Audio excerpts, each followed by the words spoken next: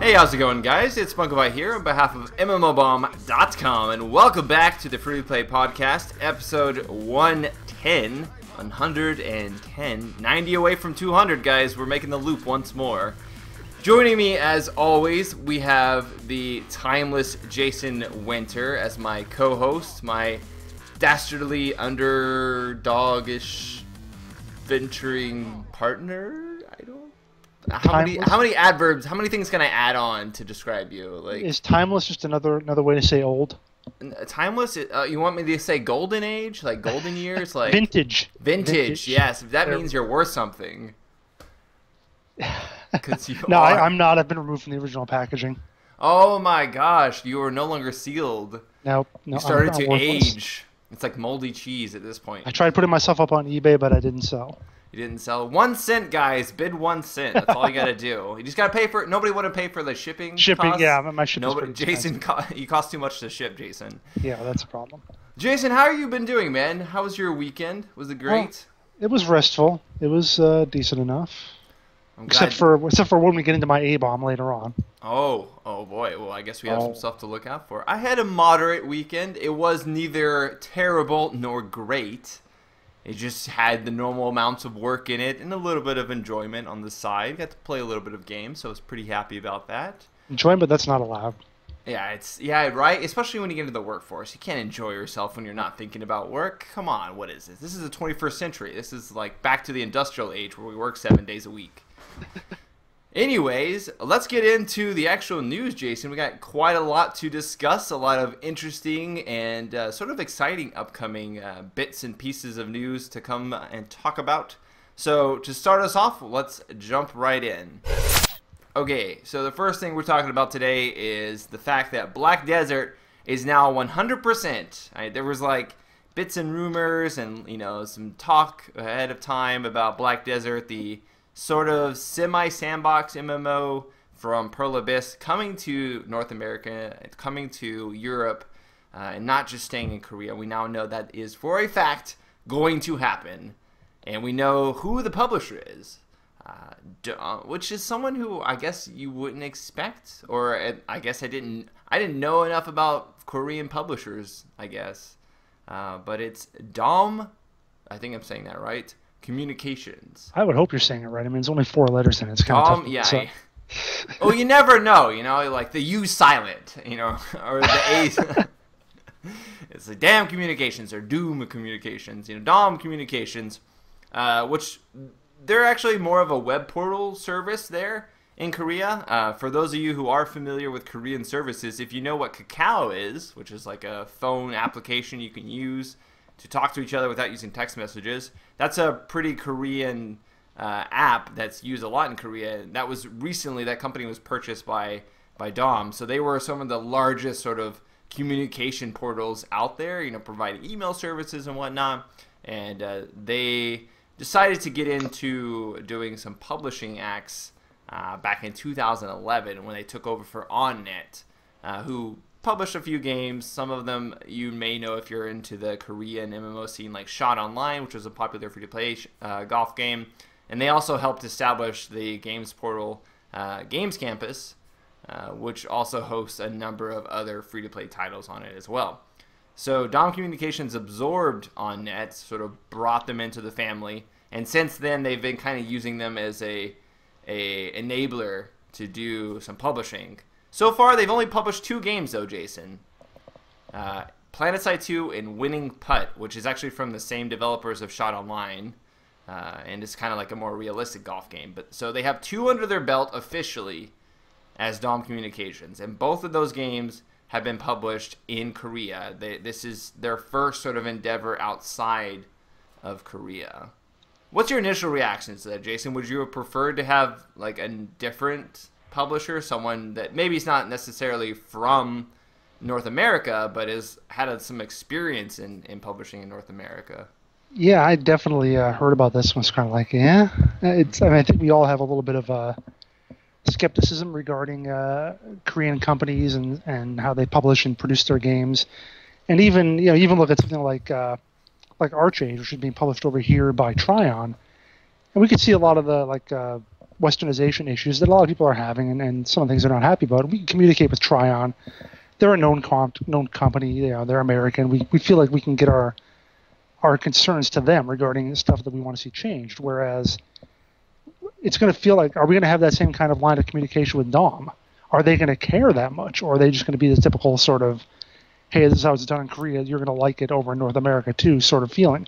It'd be nice to have a feeling of having someone actually representing you and representing your culture and your continent, or however you want to put it. Someone that's going to resemble someone that's known for at least doing games more along the lines of the sort of thing that you're used to. Yeah, some of the initial questions I had, for example, would be, are they going to open a customer service branch in North America? You know, is there going to be any North America or European support that is based on the same time zone, essentially? How could you not do that? I don't know. Like, okay, I can definitely see they had like servers, for example, set up in North America or Europe, but those are just servers, and those are people, you know, operating those servers. How do you do customer service? How do you do localization when everything's based out of Korea? We know what happens when a Korean or foreign company tries to do localization on their own without like a North American. Just like to remind the Korean companies, I am available for editing work. There you go. Yeah, totally, Jason. Because a lot of them could use it. They could. Even the ones that have Western branches seem to can use it, you know? I'm looking at you, Snail Games. You have North American branches. Why is the localization so bad sometimes? Games like, so even when we see branches that are established, we definitely have the same issues where localization needs to be done and it takes a long time. And, you know, those are issues that a Western publisher that has already tackled that, you know, is familiar with. They're familiar with the process of doing that. Whereas Dom here, they've only really published games in Korean.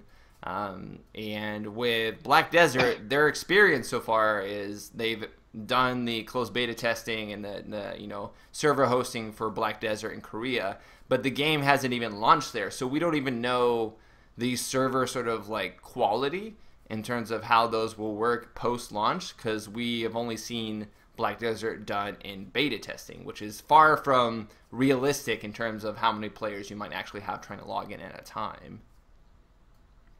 Jason, do you think that this may be like, do you feel as though you could have thought of like a better publisher in your mind that you would have preferred it to be?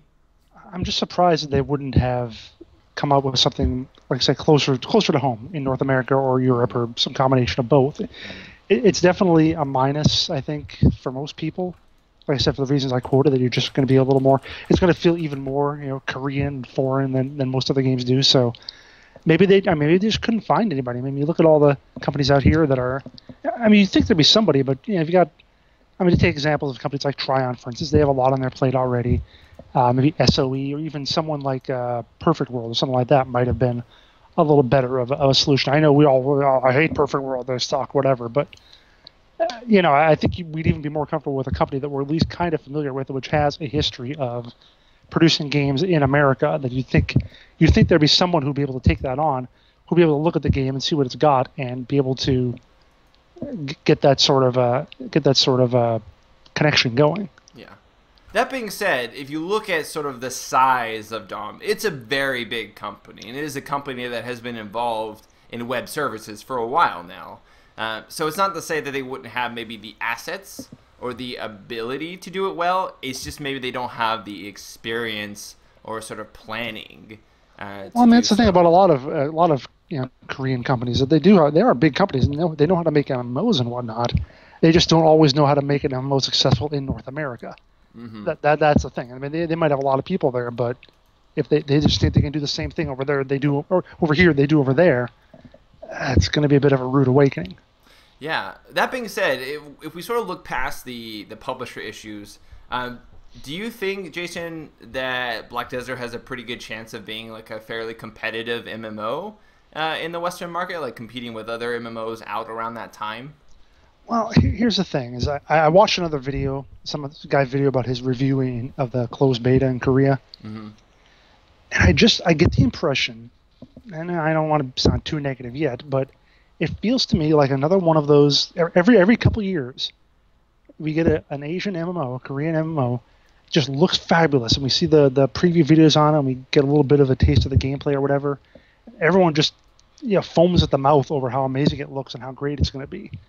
And it just always comes over here, and it's never quite as good as we hope it will be. Usually because of localization, because it's still just kill 10 rats to max level, then do raids. It's the same game over and over again, with just a prettier sheen on it. My thought is the first one that I thought of like that was Aeon, and then a couple years ago we had Tera. Mm-hmm. Both of those are just that game that looked amazing that we saw videos for and heard about for years, and they come over here and they just kind of underwhelm. Not necessarily flop or fail, but they were nothing really special. It didn't really make this huge impact that a lot of people thought they would. And I'm getting, from watching what I saw about the game, I'm getting that same kind of vibe with this, is that it might be on that same level. Yeah, I mean, there are interesting mechanics in the game, like the whole ability to purchase housing that is an instance within actual cities. And the level of detail in all the cities, like you mentioned, it's very visually appealing. There seems to be a lot of immersion, like a lot of attention to immersion with how I was reading about how like you even catch your own mount, so you don't buy a mount. You use a lasso and you try to lasso a mount. And if you miss, you have to go get more lassos. And then when you put stuff on your mount, like you can actually carry stuff with your mount, but it could be killed and you lose those items. And there's like a lot of interesting, almost ArcheAge style mechanics in Black Desert, and there are a couple of things that I did notice as complaints, and a lot of those stemmed around the whole, like you said, the questing mechanics. Mm-hmm. and how the person that I was looking at, they talked about how at some point they felt it was just better to grind than to quest. We might have watched the same video. Yeah, I think so. So yeah, in that regards, that has never gone over well with Western audiences. And also, there's like XP loss if you die, and you can drop items too. So that's the sort of thing that I think some people wouldn't mind that so much. They'd view that as like a challenge, essentially. I can definitely see that having an audience that enjoys that. Well, it's a minority, just like grinding mobs. Some people just want to go out and kill mobs over and over again. It's the same thing. It's something that means it's not going to be, even on par with a Guild Wars 2 or anything. Not WoW level, but even a fairly successful Western game. Yeah, and I wouldn't necessarily say that would be a huge deterrent from people. Like, I think people who enjoyed the game could get over that, even if they didn't enjoy that mechanic. I think they could get over the idea of it. But I think the questing, the idea of having to grind and just the questing flow being a little bit less than optimal is certainly something I think everybody should be definitely worried about. Because what does it matter if it looks awesome and you have like these cool abilities that you can do if you're grinding hundreds of mobs for hours? Yeah, I mean, the combat itself looks pretty cool. Very action-based, a lot of fast movement. That part of it looks great, but if we're just killing those same mobs over and over again, whatever. You know what I thought was actually fairly interesting is how the action combat actually takes place. So there's not a lot of actual skills on your bar to cast the abilities. It's more of a combination of keys to get certain types of abilities for certain classes. So you don't so much have like the Tera action combat style where you aim and then you hit a button and you fire your ability off. But it's more of you aim and then you have like a ArcheAge Blade style of combat where you're using a combination of keys like left and right mouse button clicks with shift and some other keys on your keyboard to conjure up these particular style of abilities. So I think some of those, there's some real good things in terms of gameplay elements implemented in the current version of Black Desert.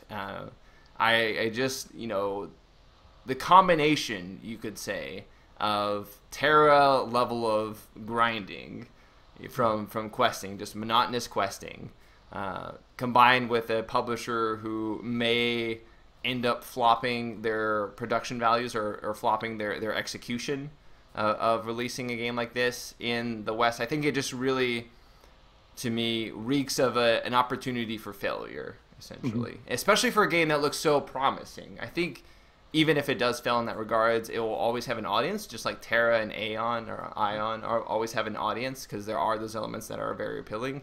But I still don't think, with those things in mind, unless there's some changes in between coming from Korea to North America, I don't think that it's going to crack the North American MMO market like people tend to think it's going to do.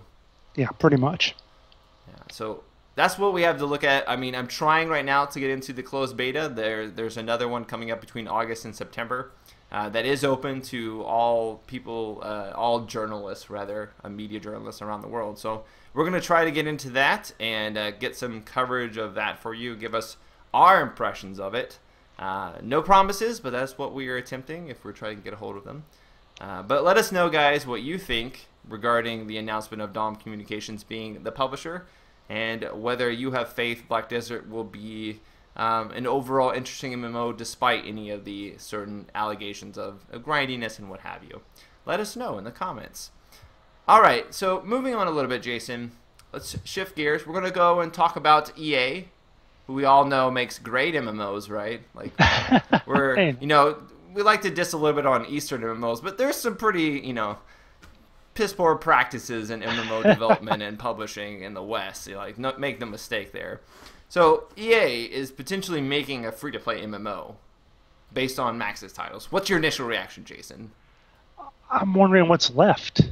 I mean, what SimCity was sort of an MMO, and there's been a Sims Online. So you look at like Spore being the only other one as like a thing. So maybe wasn't Spore supposed to be kind of like an MMO? Like you flew. Well, you can make a race and it could be inputted in, and people could use that. But I guess I don't think it was actual like direct interaction with other people. Mm. Do you think they'll make it based on a previous Maxis title? Oh, I guess we should first start. Oh, go ahead. Go ahead. Yeah. So go ahead. Read the basics. We should first like explain what we're talking about. So EA released a job offering, a job board entry where they were looking for a senior individual to help in the creation of what they call an emergent IP.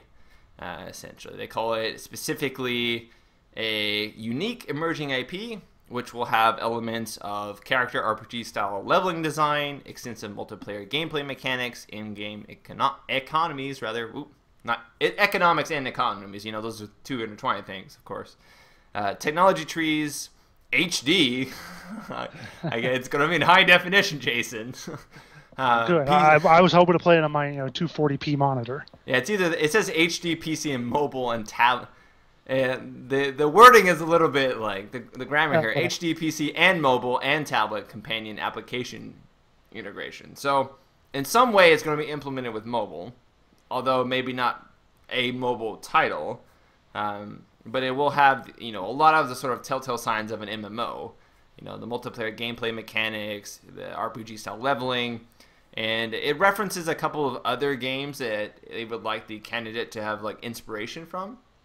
Things like Project Spark, Little Big Planet, Minecraft, Disney Infinity, all of those sort of builder style games where you can build your own experiences, if you will. Curiously, no mention of Landmark, which I thought was pretty interesting considering it's like in the same vein, and it's also, I guess they're looking for established things that have, well, I know, Project Spark hasn't came out yet.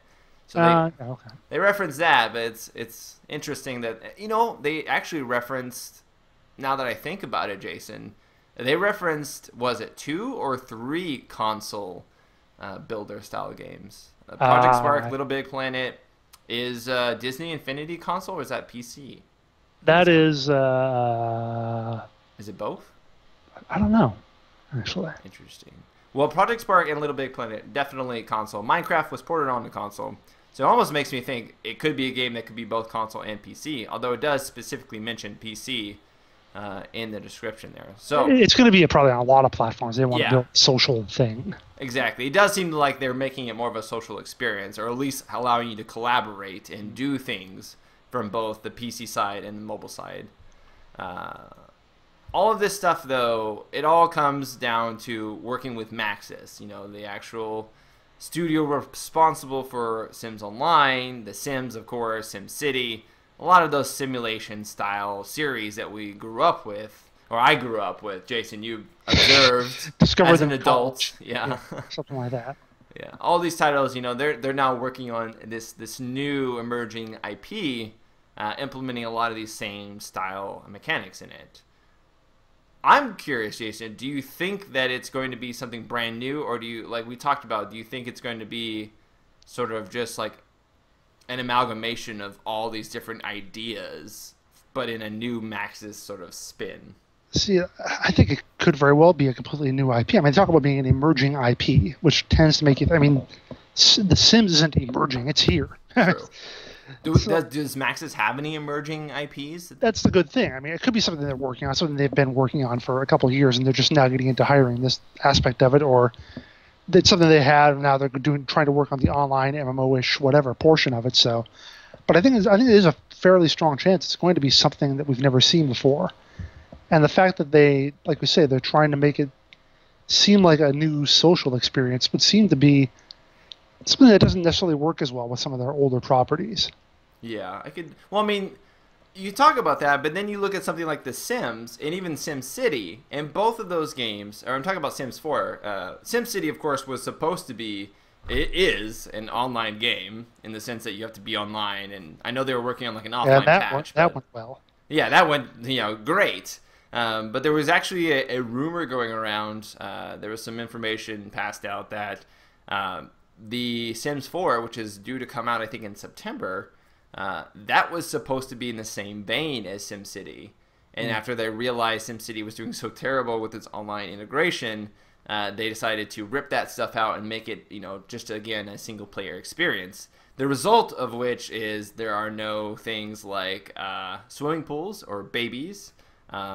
Sims don't have their own progression story outside of your actual area, and when your character wants to go somewhere, a taxi no longer gets him. He just walks off the screen. But the issues with Sims, the Sim series aside, it does seem like EA has been pushing Maxis for a while now to go that direction. And so it looks like maybe they're looking at this as an opportunity to make what they've been trying to make all along, but start with a new IP so people don't have this like preconceived opinion of how that content should be delivered, basically. Maybe it's even a new type of Sims game. Like it's not just SimCity or The Sims, it's like Sim Business or Sim Farmville or something like that. Oh, can you imagine if it's SimCity mixed with Sims? Like you have a character and then there's a world that's being built and your character... Yeah.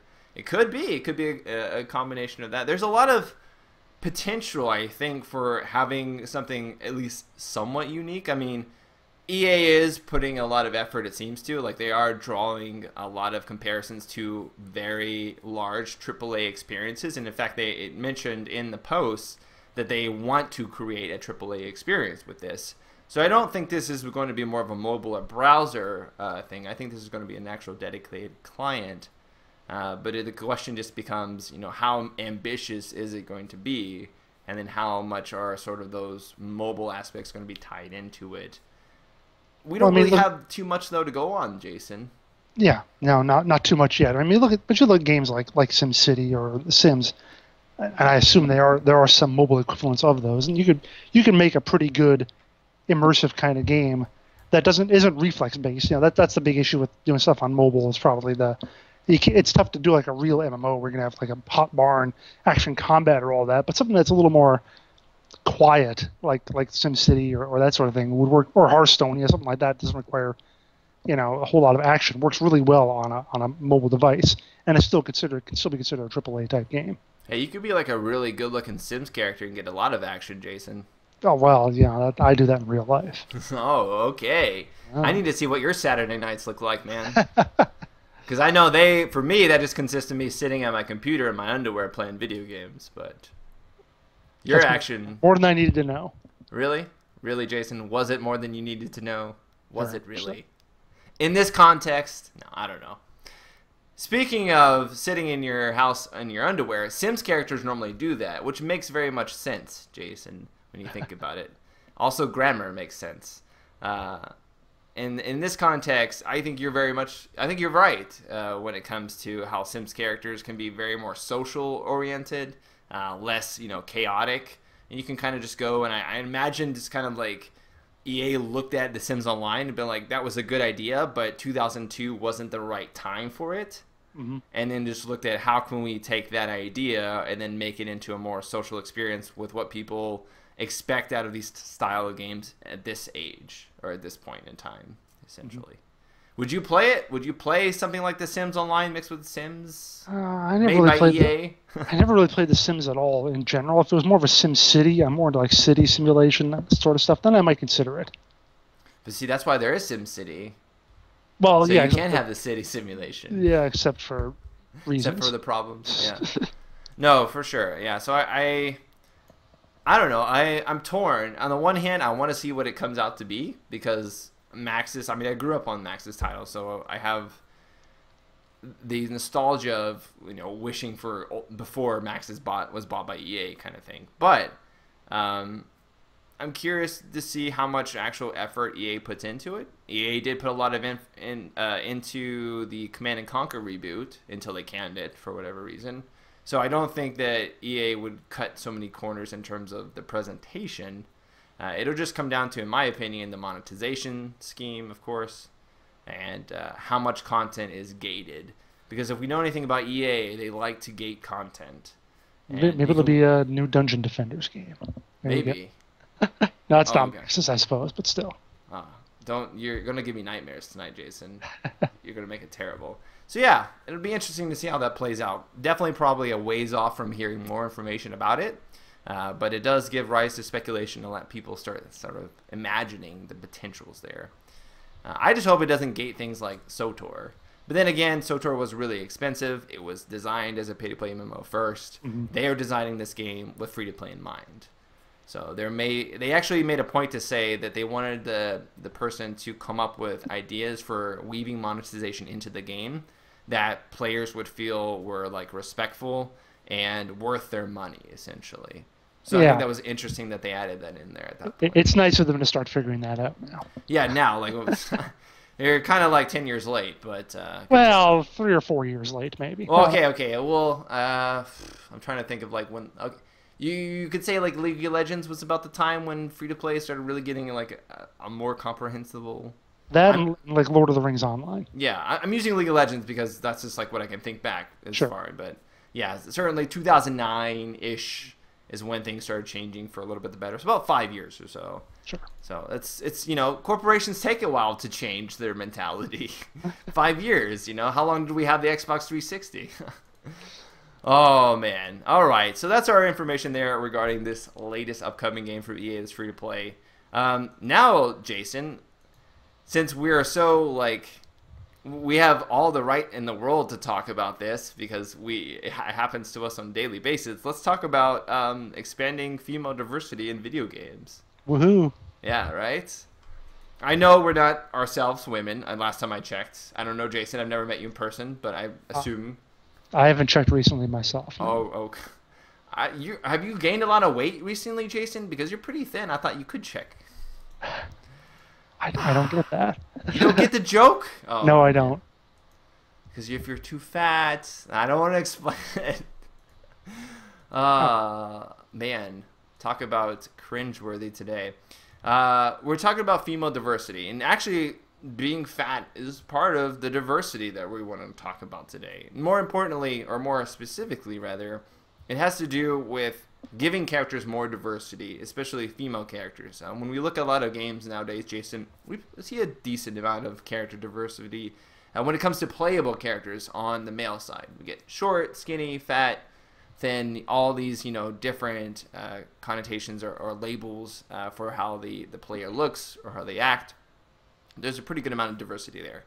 Flip to the female side of things, and save for maybe a couple characters, most of the time the female character is at the very least very toned.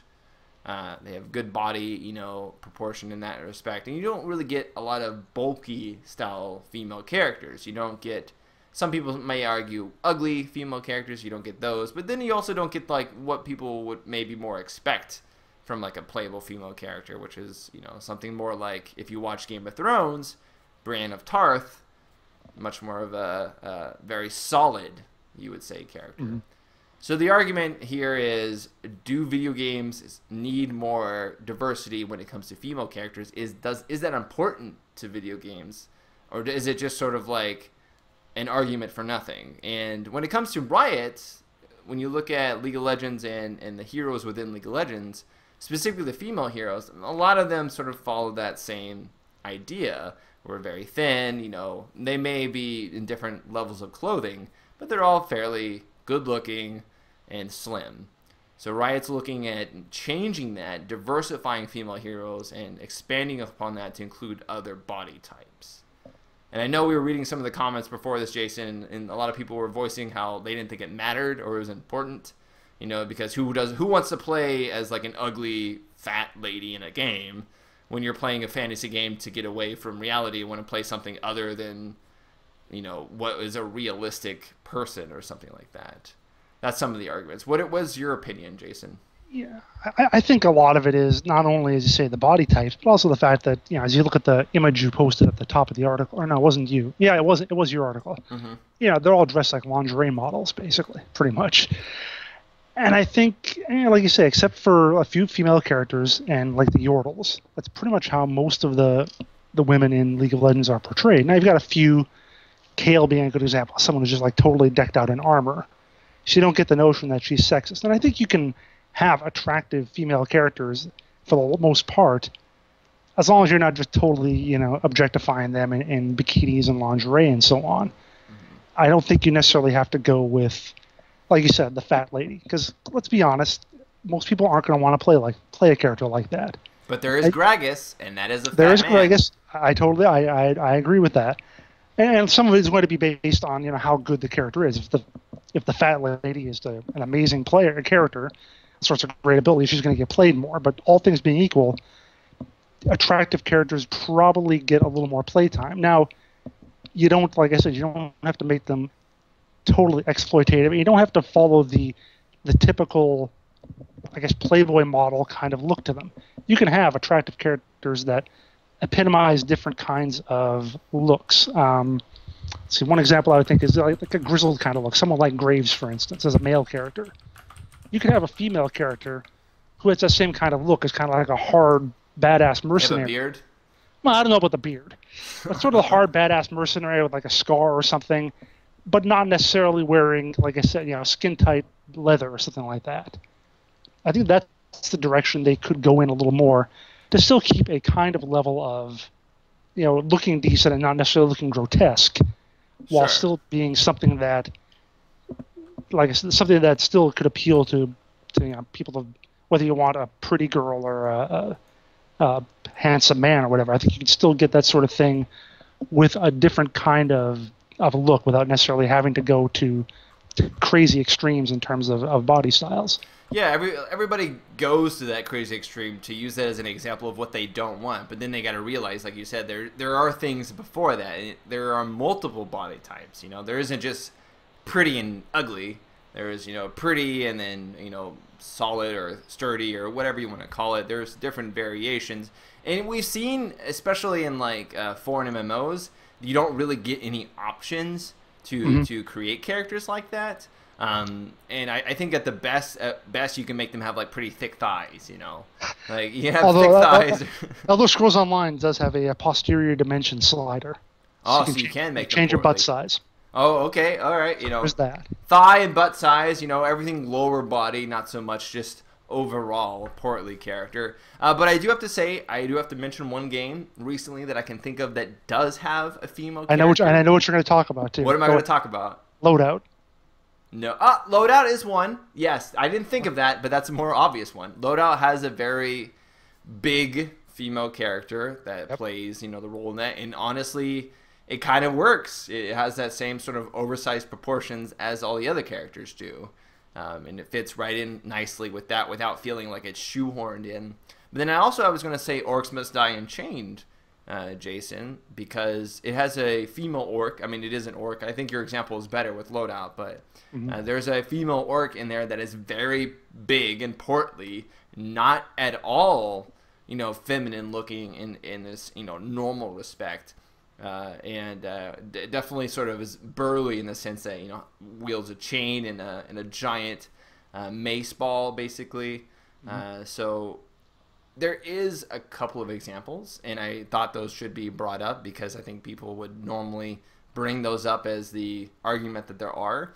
But like you said, and like we mentioned on the article, overall, it's just consistently one style or around. It also like slight variations of that one style. And it's also interesting that nearly all the like non-human, apart from Yordles, pretty much any non-human, non-Yordle character, like being a robot, like Blitzcrank or someone like that, or Cho'Gath, they're all essentially male. There's no reason why something monstrous couldn't also be a female too. Maybe that's a direction they can go as well, to have more female characters that aren't sexy. Yeah. I mean, there is like there is the champion that I can't think of the name right now, but she turns into a spider. But her human form, Elise, her human form is a sexy female. Sure. Like, it's a sexy female spider. And then she has a spider form. There is no sort of like, this is her only look. It is just this look. It is not in any way sexy. It's merely the form that she takes.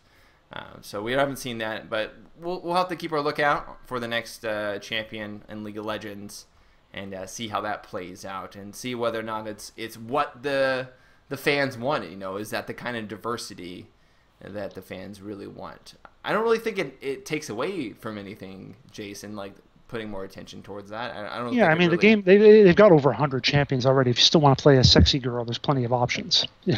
If the next, clearly, if the next 5 female champions they make aren't sexy bikini models, you're still okay. And of course, at least one of them might be a really good character you want to play anyway. So. I think Riot is secretly doing it so they have a lot of sexy girls playing a lot of sexy cosplays for League of Legends and stuff like that. Because if you think about it, like Blizzard, all they had was the succubus. People just dress up as succubus. Now League of Legends, you have Morgana, all these other characters. I'm counting 9 here on the picture that I put up on this article, and that's just like scratching the surface. So definitely a lot there. So yeah, guys, let us know what you think about that in the comments. Do you think it's something that should be added, even if it's something you not necessarily would play as, or do you feel like it's just too excessive and not really worth the effort or the argument, essentially? But moving on, let's go ahead and talk about what's been debombing us and A-bombing us, Jason. Do you ever walk around your house and be like, man, this thing is really A-bombing me? I may drop a few F-bombs, but... Oh, yeah. We should change this to the F-bomb and F-bomb. I guess that doesn't really make too much sense. All right, I'm going to give a debomb, Jason. I'm going to give an A-bomb and a debomb.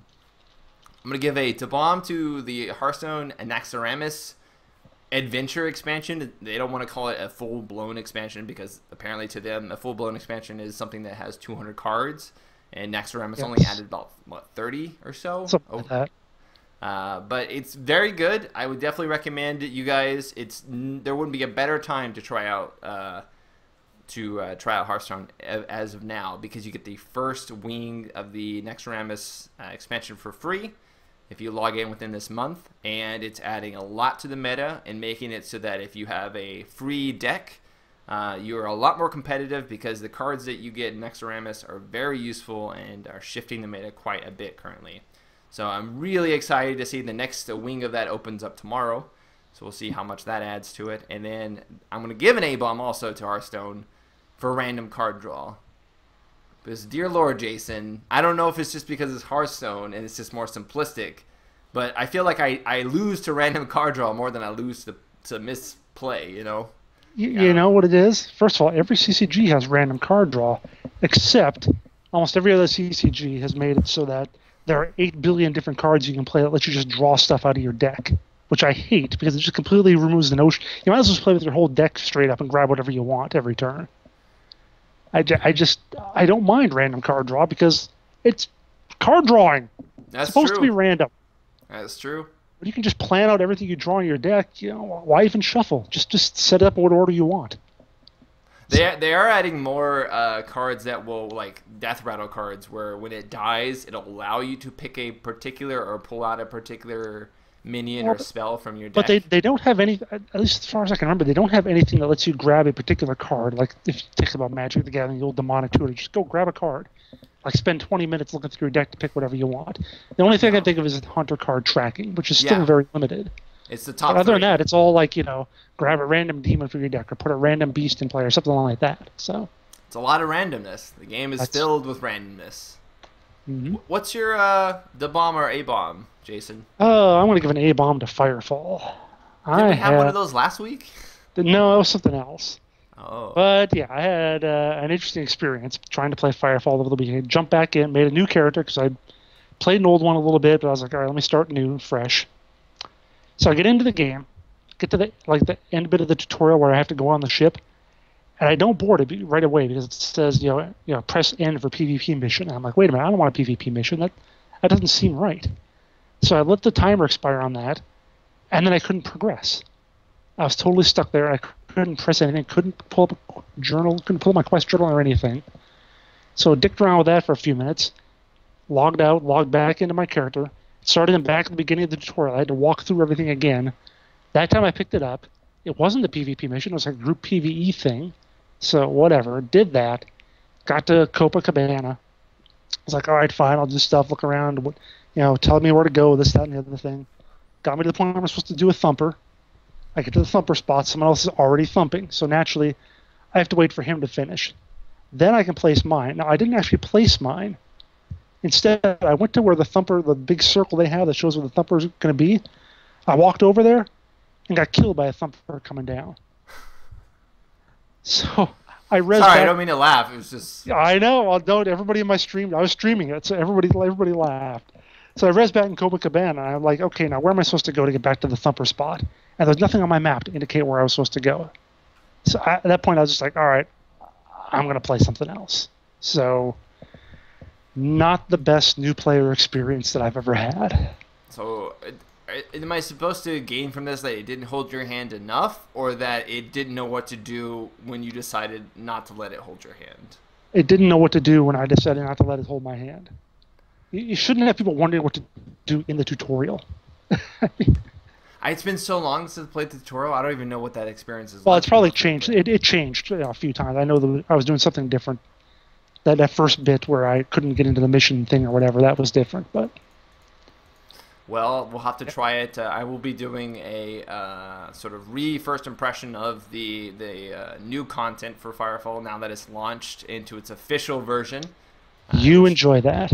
Yes, I will enjoy that. I will try my hardest to enjoy that because I hear there's some actually interesting things to try out. But I'm glad to know that, Jason, you did not enjoy it. Now I have a opposing opinion to consider. So thank you for that enlightenment. Moving on to the member highlights here. We've got one from Chassel33, our old good buddy Chassel. Thank you so much for supporting us. He says, "A-bomb to the Elder Scrolls Online for releasing on Steam and locking the Steam forums so that only people who own the game on Steam can post. People who previously bought the game also can't post on the forums and have to repurchase the game to play it on Steam. They just keep bringing shame to the Elder Scrolls name." So let me get this straight. Rhymes. Yeah, I know, right? Snazzy, Chassel, snazzy. What are you, like a limmerist? Is that what it's called? A limmerist? A poet, maybe. Someone who makes like limericks. Well, that wasn't a limerick. It didn't have the once was a man from Nantucket kind of feel to it. That's true. That's true. I don't know why I was trying to go for there. Yeah, poet Chasso here talking about how much Elder Scrolls is really starting to show its true colors, I guess. I actually looked into this a little bit more, and people were saying that it's a way to do some censorship because basically the only people who can post on the Steam forums are the people who have been playing the game for the last 3 months, essentially, who purchased it on Steam. So you don't get a...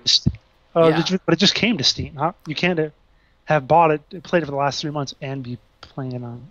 Wait, when did it come to Steam? It just came to Steam last week. Sorry, well, I misquoted 3 months then. But they were saying that these people are new talking about it on Steam, and that other people can't really get their voiced opinions in, whether they own it or not, because it's locked it to just those who have purchased it on Steam, which I find to be very miffing, because even if you purchase it outside of Steam, you can't actually play it on Steam without repurchasing it. So I don't know. That seems pretty... I don't really consider buying an MMO twice, especially if you're just going to have it on Steam. No kidding. I don't understand. Can't you just add it to Steam? Add it as a game? I don't know. I suppose I could try. I actually have it installed, but... Well, get back to me on that. Let me know how that is. They're just they're just showing their first time MMO making problems. Yeah. I mean, who would have thought a company named ZeniMax would have done anything wrong in the MMO market? You know, I totally want a company that sounds like it's a company from the 80s. That's like a huge megalo corporation handling my MMOs. Oh, you think it sounds like a VCR? Yeah. ZeniMax, Betamax? Betamax, ZeniMax, something. There's something from it should be like a company from like RoboCop or something. Like they should have used. That's the company that made RoboCop or something. All right, would you take the next member highlight here? All right, this one is from Ignat Adrian, and he's got a lot of complex stuff here. All right. He says, I want to give an A-bomb to Vostok Games for fake Twitter giveaways. Happened twice. I retweeted, and they did not keep their word at sending me the key. I'll provide links below. To be honest, I was not going to use the key. I was just going to share it on MMOBomb forum, but nonetheless, an A-bomb to Vostok for this. And it's 50 keys to give away, 46 total retweets. By my math, that means I should get a key, you know, so... And apparently says that they retweeted later and said, simple, retweet, then follow us, and we'll send you one easy, right? And he says lies. Also, I see no thank you replies from Vostok Games on these tweets. Usually you can find those on giveaways from people who got the keys. So, yeah, I mean... He's basically thinking, like, hey, 46 tweets out of a 50-key giveaway. Where's the extra four keys, if there is to be? There are some responses to one of the Vostok tweets that says, you know, when is the drawing? When do we get them? So... And no response to that? Not that I can see. Oh. Well, if anything... A-bomb to their PR management, because even if they did give out 46 keys, they could have at least voiced that they had given some out already. Well, they said 50, but they only had 46 retweets, so I don't know. Yeah, I don't know. Maybe they were hoping for 50 retweets before they got 50 beta keys out? Maybe they're waiting for those 4 extra ones? I don't know. Maybe we'll have to retweet it after and see if that unlocks the mysterious beta keys, Jason. You go ahead and do that. Okay, I will. Thank you.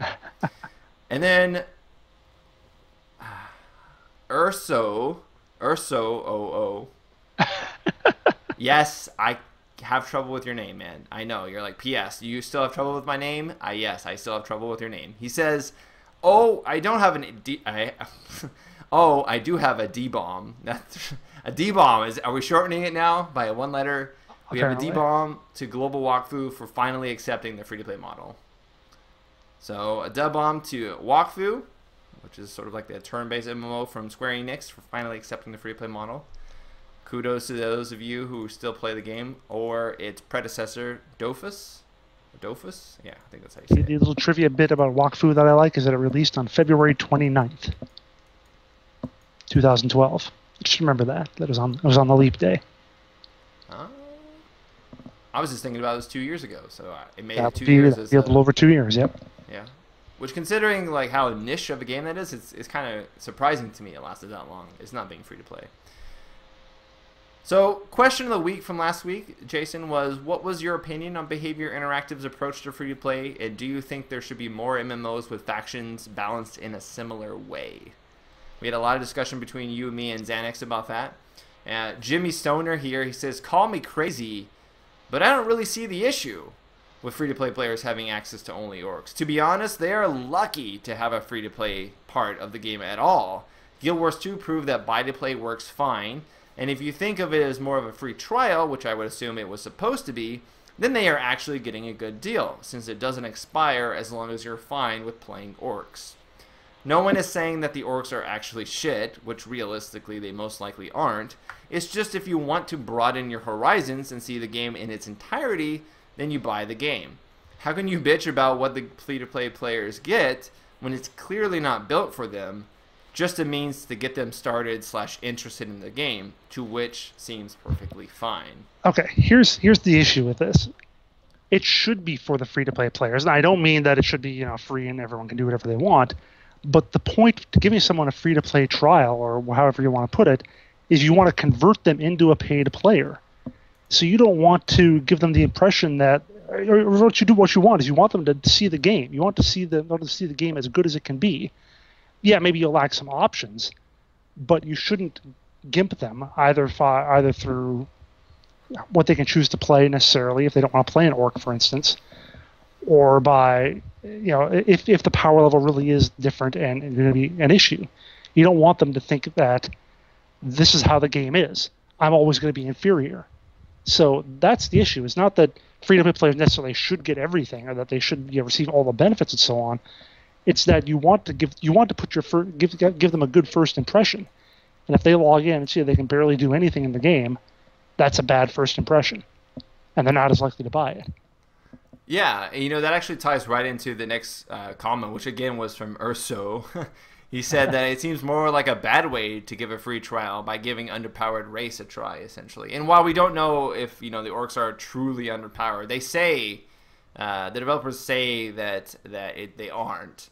But we do know that there is that feeling of being a green swarm, and which usually coincides with being less is more, or more is less, or however you say that. More of them equates to more damage versus one Space Marine. And if they're not underpowered, then how overpowered does that make the orc faction? They're going to have all the regular players plus probably a lot of free-to-play players. So.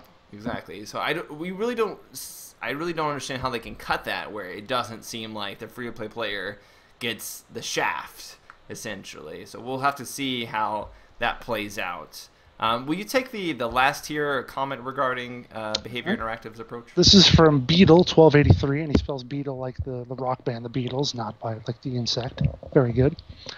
He says this game will faceplant harder than Fantasy Warhammer Online. That was shut down due to lack of actual players. Who a sane mind would play a class that is basically a free fry for the paying customers? And here I was hoping the devs of this game to actually devote themselves to Tzeentch. Dark god of wisdom, magic, and change, and not Korn? But yeah.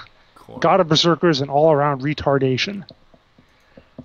Yeah, I mean, I don't think it'll necessarily faceplant. I mean, I think it can do pretty well just in its buy-to-play mode, especially because there's a lot of Warhammer players out there, and if they nail that gameplay, it's going to be fine. They're just going to have a hard time convincing people to... They're going to have a hard time converting people, I think, from free-to-play to paid with this system.